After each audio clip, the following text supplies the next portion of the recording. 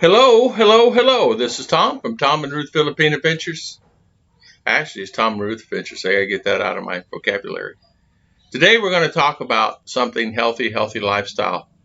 So, everybody stay tuned and hopefully you like this video. Thank you so much for always watching our videos.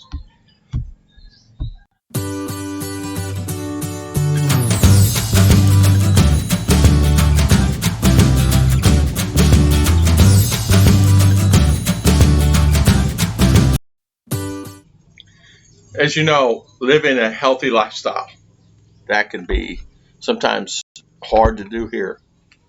Not saying it can't be done, it's just hard, and I find it was hard for me. What I mean by that is finding the products that you can actually live in a comfortable way. You know, let me just say this where I live, and I'm just going to say this, and I mentioned this before, but I'm going to reiterate it because people are talking about healthy lifestyle. Can I?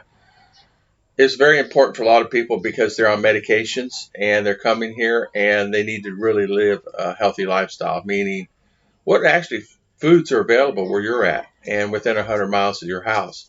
What foods can you get? And are they available that I can live a healthy lifestyle? Because I'm on medications and I have to have this kind of foods and I have to have this. Are they available where you're at? So today we're going to talk about that. We're going to talk about uh, what they can grow here. What they have here are there's limitations even where I'm at. You go in different areas, they'll have certain vegetables that you can't get here, but then on the other hand, we'll have vegetables that they can't get. So there's a lot of inner driving down the highway. Here it's a lot different. Uh, for them to have a lot of things they have at the sorry stores, they have to physically go and drive to the warehouse, pick up the items they want, or drive to the big chain store, buy all the items they want, and then bring it back to sorry stores. And 90% of the people do that. There is some distributors, but they're limited. You bring food to you, but they're very limited. Business opportunity. Uh, there are vendors that actually go door to door, sorry stores, putting things on consignment and sell them. There is actually two Frenchmen that live here, and I haven't seen them in a long time. I think they're still here. That's what they do. They have 3 or 4 routes, and they fill their vehicles with items, and then they take them sorry stores, put them on consignment, and go back the next week and pick up the money on what they sold and replenish the product that way, which is a great idea. And a lot of people do that. The vegetables that are available where I'm at locally, you're not going to, let me just say the items you're not going to have. That's the easiest. We have squash and things like that. Spinach, your version of spinach, a little bitter for me. But Ruth cooks it in a way it's very delicious. They have bitter melon. The fruits are readily available. Your coconut, your banana, jackfruit, dragon fruit. A lot of that stuff is available, and you can get that just about anywhere. But as far as vegetables, you're going to be limited on your green leafy items. You're going to be limited on even cucumbers. Sometimes you can't find. It's a seasonal item here. You're not going to find any celeries or zucchini squash, yellow squash, things of that nature. You will not find onions. You may have a really hard time other than the green onion. You can get that. You might get. They have what they call small red onions available. Tomatoes, on the other hand, is going to be a problem getting. They do have their version. It's like a little Roma tomato, but it's really a hard skin. If your knife is not sharp, it's not going to cut through the skin. Very hard skinned tomato, and it's adapted here because of the environment they're in. It does get worms, also too. You have to be careful what you eat because sometimes there are worms infested inside that you don't see. The little microscopic worms. They attack a lot of the bananas and things, so you have to open it up and make sure you open it up. Make sure there's no worms in it before you eat it because some of those bananas that you get will have some. It's a very small worm. Uh, they have many type of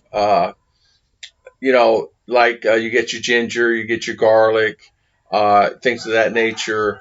The small red onion, but that is readily available. Now, when you go to the supermarkets, you're not going to find the same items that you could before. What I mean by that, you go in U.S., go to the supermarket, they have everything. They have watermelon, they have everything you would want in that store. And if they don't have it, they'll get it for you. Well, here it's completely different. You go to the store, they might have a few items if you're lucky, and a few meaning few. They won't have a lot of fruits and vegetables. very few. You will not be able to find red or green bell peppers, anything of that nature. They just won't grow here where I'm at. Now, some people are saying they can grow them, but they're only about this big, which is fine. You can grow a couple dozen of those for a meal. It'd be great. The sad thing that it is on that is you can go up to upper higher elevations in the mountains and you can find some lettuces because of the heat kills it here. Because of the sun, we're close to the equator, so the sun actually burns a lot of the leafy greens. Up higher elevations, they have a lot of clouds. They're in the clouds, so their day really don't start until 10 o'clock in the morning, and the sun comes out, or 11, and stays out to about 3:30, and then goes back down. And so they only have limited time, and the sun's not really baking them at that higher elevation. And it just really doesn't, because a lot of it's overcast skies. So they can grow a lot of green lettuces, your standard cob lettuce, things of that nature, your leafy greens.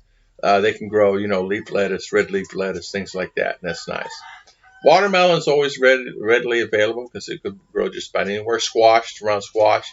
They do have versions of butternut squash here, so you can do that. Now, healthy eating is the key. Vegetables, of course, is the key. You find that a lot of the things that they have at the market are limited where I'm at. And what I mean by limited, there's 10 or 15 items, and that's really about it. And then you get into fruits. They might have oranges today and not tomorrow. And sometimes you need to really check and make sure how long they've had those oranges. They don't really have navel oranges or anything. They have what they call small kiwi oranges, is small ones. Tangerines, tangelos sometimes, but their version of orange. You're not going to find navels or anything of that nature. Red or green, or red or white grapefruit, they have a version called pomelo, and it tastes almost like grapefruit, but it's got a skin. You got to peel all that back. It's not like what we call our grapefruit, where you just you open it and you can not eat that part. And it's kind of it's best to add salt to it.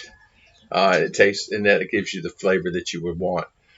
And of course, you got to be careful on the salts here too. But you can create yourself a pretty good environment if you can find a good source for the vegetables. And I'm talking about fresh vegetables. They do have carrots.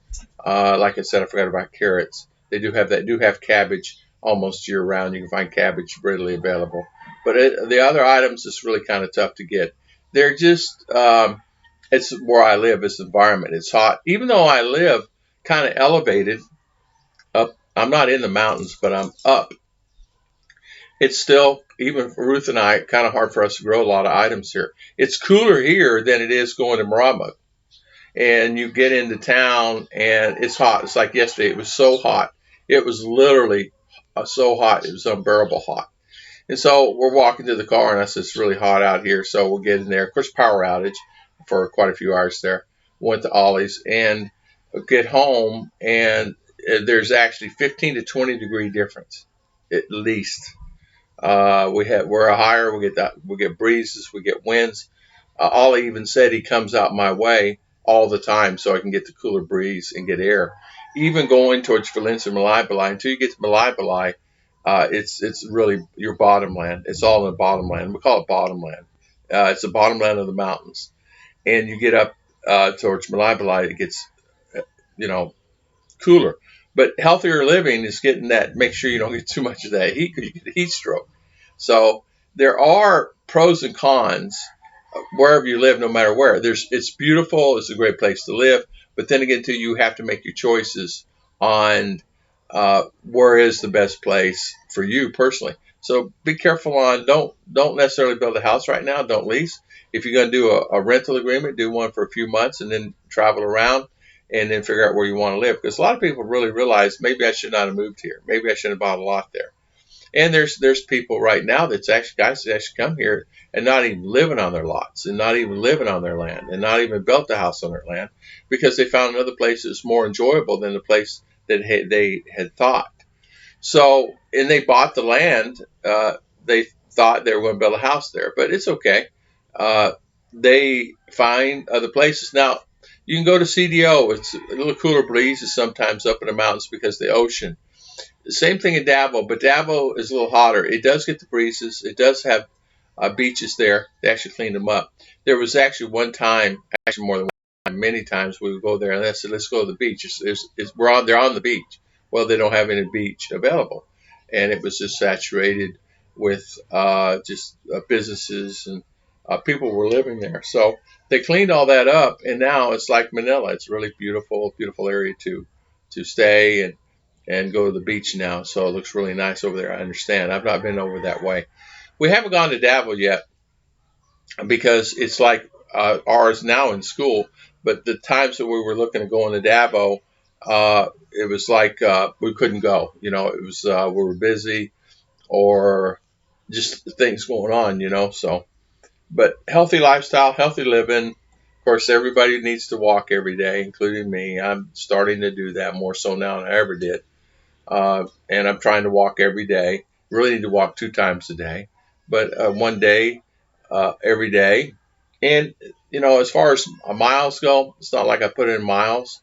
I put in about 3/4 of a mile when I walk, and that's okay as long as getting up and being active. I want to thank everybody for always coming on our channel, and I want to thank everybody for always spending their valuable time. And thank you so much for coming on our channel, and we will see you guys next time. God bless.